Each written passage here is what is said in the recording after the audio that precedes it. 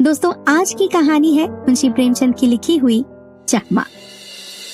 सेठ चंदूमल जब अपनी दुकान और गोदाम में भरे हुए माल को देखते तो मुंह से ठंडी सांस निकल जाती।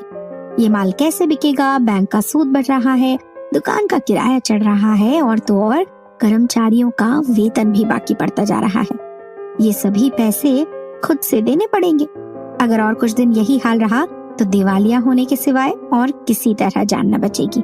और उस पर भी ये धरना देने वाले रोज सर पर शैतान की तरह सवार रहते हैं। सेठ चंदूमल की दुकान चांदनी चौक दिल्ली में थी। जी हाँ, वही चांदनी चौक जहाँ आप शायद कई बार गए होंगे, पर ये उन दिनों की बात है। मुफस्सिल में भी कई दुकानें थी। जब शहर कांग्रेस कमेटी ने उनसे विलायती कपड़े की खरीद और बिक्री के बारे में इंतजार कराना चाहा ना, तो उन्होंने कुछ भी ध्यान न दिया। बाजार के कई दलालों ने उनकी देखा देखी प्रतिज्ञा पत्र यानी कि प्रॉमिसरी नोट पर दस्तखत करने से भी इनकार कर दिया। चंदूमल को जो नेता बनना कभी नसीब न हुआ था, वो इस मौके पर बिना हाथ पैर हिलाए ही मिल गया। वो सरकार के अच्छा चाहने वाले थे। साहब बहादुरों को समय समय पर तोहफे भेजते थे। पुलिस से भी उनकी नजदीकी थी। म्युनिसिपैलिटी के सदस्य भी थे वो। कांग्रेस के व्यापारिक कार्यक्रम का विरोध करके शांति सभा के खजांची बन बैठे। अब ये तो इसी अच्छा चाहने की बरकत थी। युवराज का स्वागत करने के लिए अधिकारियों ने उनसे 25,000 रुपए के कपड़े खरीदे। ऐसा लायक आदमी कांग्रेस से भला क्यों डरे? कांग्रेस है किस खेत की मूली। पुलिस वालों ने भी खूब बढ़ावा दिया। प्रतिज्ञा पत्र पर बिल्कुल भी दस्तखत न कीजिएगा।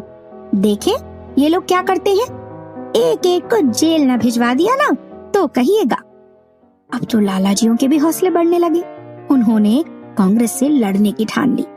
बस उसी का नतीजा था कि 3 महीनों से उनकी दुकान पर सुबह से 9 बजे रात तक पहरा रहता था। पुलिस दलों ने उनकी दुकान पर वॉलंटियर्स को कई बार गालियां दी, कई बार पीटा और खुद सेठ जी ने भी कई बार उन पर बाण चलाए।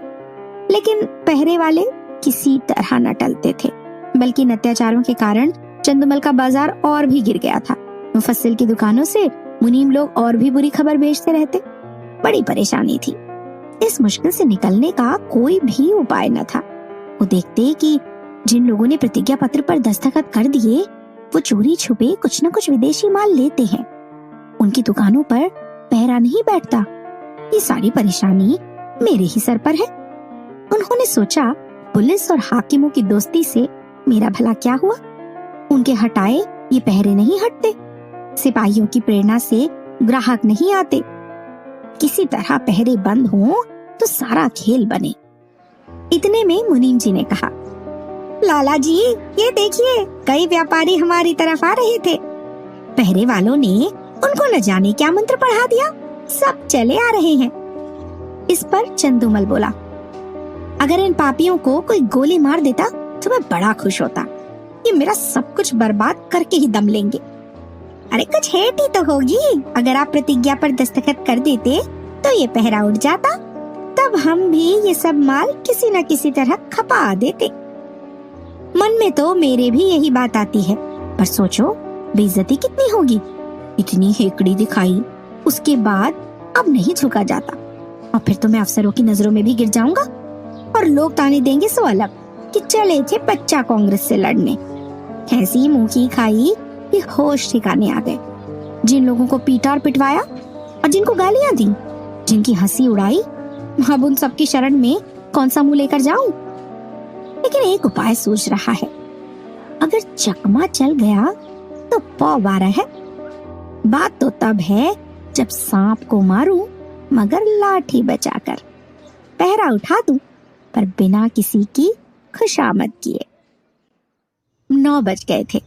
सेठ चंदूमल गंगा से नहाकर लौट आए थे और गद्दी पर बैठकर चिट्ठियां पढ़ रहे थे।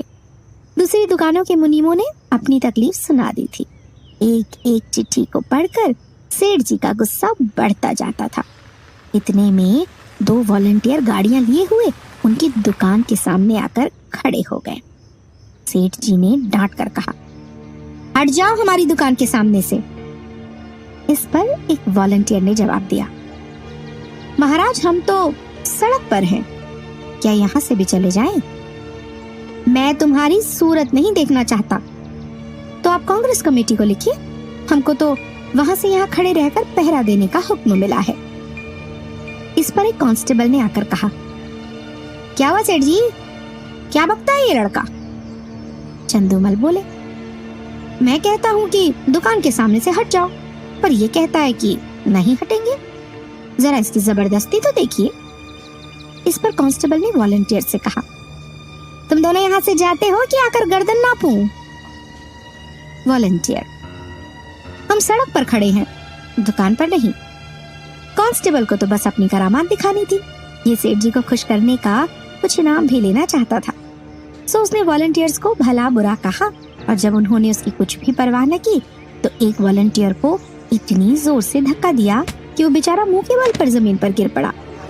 कई वॉलंटियर इधर उधर से आकर जमा हो गए, कई सिपाही भी आ पहुंचे।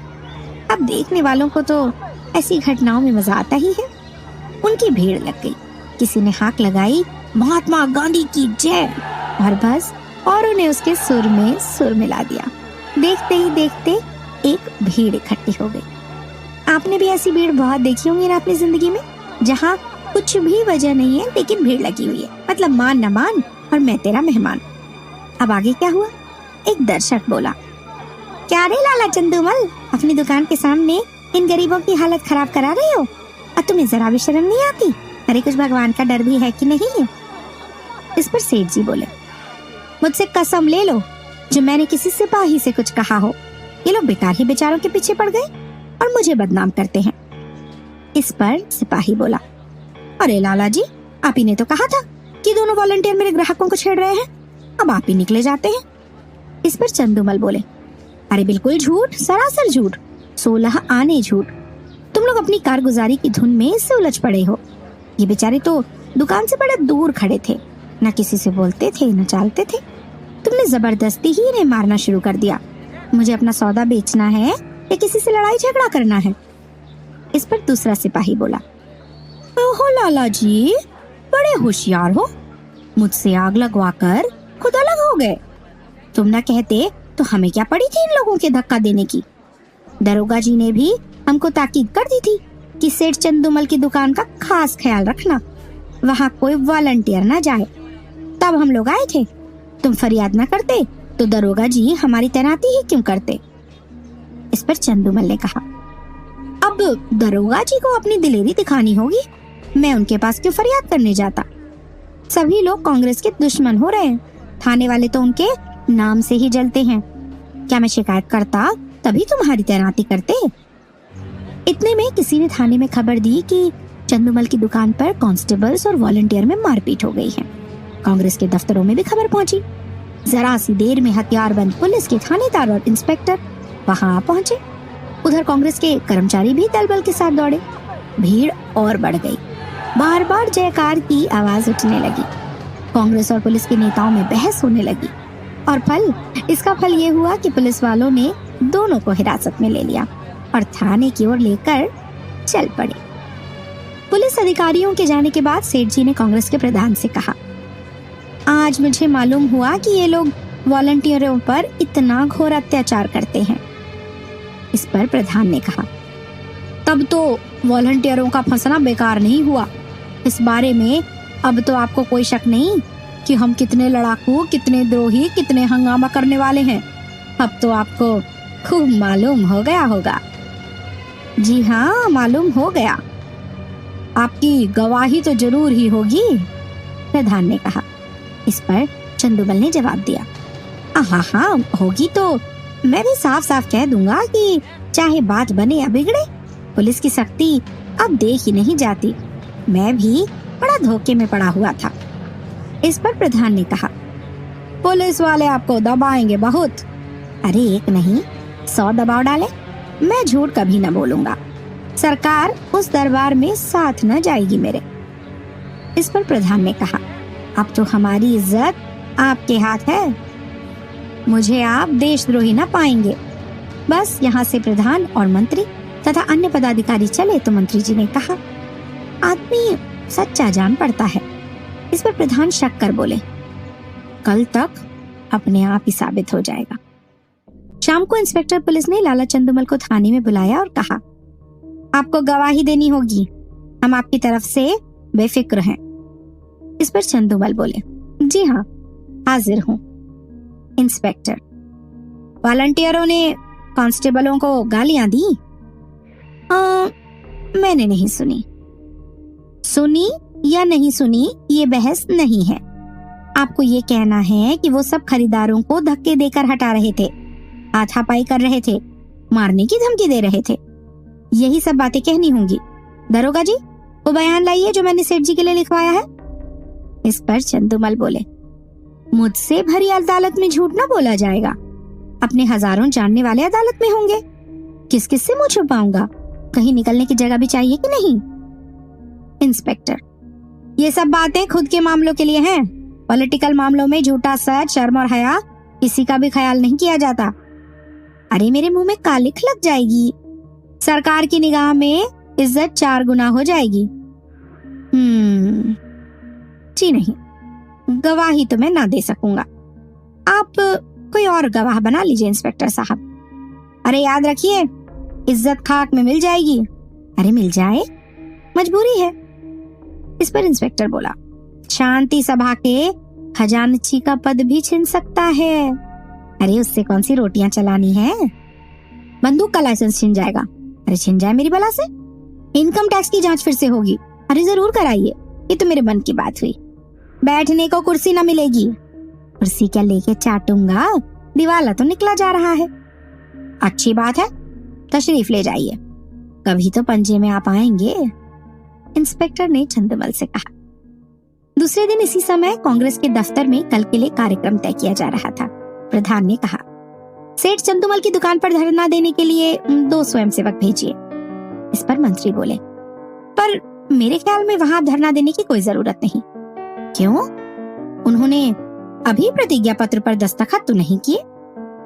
हाँ, दस्तखत नहीं किए, पर हमारे मित्र वो जरूर हो गए हैं। पुलिस की तरफ से गवाही न देना यही साबित करता है। अधिकारियों का इतना बड़ा दबाव पड़ा होगा, इसका अनुमान किया जा सकता है। ये नैतिक हिम्मत में बदलाव हुए बिना हो ही नहीं सकता। इस पर प्रधान बोले, हाँ, कुछ बदलाव तो जरूर हुआ है। मंत्री, अरे कुछ नहीं महाशय, पूरी क्रांति कहना चाहिए। आप जानते हैं ऐसे मामलों में अधिकारियों की अवहेलना करने का क्या मतलब है। ये राजविद्रोह की घोषणा के समान है। त्याग में संन्यास से इसका महत्वपूर्ण कम नहीं है। आज जिले के सारे अफसर उनके खून के प्यासे हो रहे हैं। आश्चर्य नहीं कि गवर्नर महोदय को भी इसकी सूचना दे दी गई हो। इस पर प्रधान बोले, और कुछ नहीं तो उन्हें नियम का पालन करने के लिए ही प्रतिज्ञा पत्र पर दस्तखत कर देने चाहिए थे। किसी तरह उन्हें यहाँ बुलवाइए, अपनी बात तो रह जाए कम से कम। इस पर मंत्री ने कहा, अरे वो बड़ा आत्म अभिमानी है, कभी ना आएगा। बल्कि हम लोगों की ओर से इतना शक देखकर मुमकिन है कि फिर उस दल में मिलने की कोशिश करने लगे। अच्छा, अच्छी बात है, आपको उन पर इतना भरोसा हो गया है तो उनकी दुकान छोड़ दीजिए। तभी मैं यही कहूंगा कि आपको खुद मिलने के बहाने से उन पर नजर रखनी होगी। अरे आप बेकार इतना शक करते हैं, मंत्री बोले। 9 बजे सेठ चंदूमल अपनी दुकान पर आए तो वहाँ एक भी वॉलंटियर न था। चेहरे पर मुस्कुराहट की झलक आई। मुनीम जी से बोले, पासा सही पड़ा। इस पर मुनीम बोले, मालूम तो होता है, एक महाशय भी नहीं आए। न आए हैं न आएंगे, बाजी अपने हाथ रही। कैसा दांव खेला मैंने, चारों खाने चित। चंदूमल खुशी से फूला समाये ये कह रहा था। आगे बोला, आप भी गजब बातें करते हैं। इन्हें दोस्त बनाने में कितनी देर लगती है? कहिए, अभी बुलाकर जूतियां सीधी करवाऊं? टके के गुलाम है, टके के, न किसी के दोस्त न किसी के दुश्मन। सच कहिए, कैसा चकमा दिया है? इस पर मुनीम ने कहा, अरे बस यही जी चाहता है कि आपके हाथ चूम लूं। सांप भी मरा और लाठी भी न टूटी। मगर कांग्रेस वाले भी इंतजार में होंगे। इस पर चंदूमल बोला, तो मैं भी तो मौजूद हूँ। वो डाल डाल चलेंगे, मैं पात पात चलूंगा। विलायती कपड़े की गांठ निकलवाइए और व्यापारियों को देनी शुरू कीजिए। 1 हफ्ते में, बस 1 हफ्ते में बेड़ा पार है। अरे वाह, कितनी प्यारी सी कहानी थी दोस्तों ये। इस कहानी का जानते हैं क्या सार है? इस कहानी का सार बस इतना सा ही है कि अक्लमंदी और चालाकी से आप बिना कोई बड़ा कदम उठाए भी किसी भी मुसीबत से बाहर आ सकते हैं। आप ऐसा मानते हैं कि नहीं? हमें कमेंट सेक्शन में जरूर बताइएगा। आपको कहानी कैसी लगी और आप मुसीबत से बचने के लिए क्या करते हैं।